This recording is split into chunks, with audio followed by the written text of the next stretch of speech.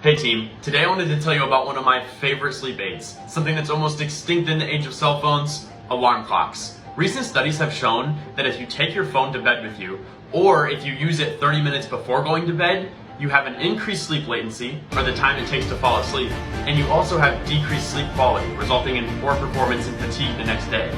This occurs due to the blue light from the phone, which messes with your melatonin or circadian rhythm.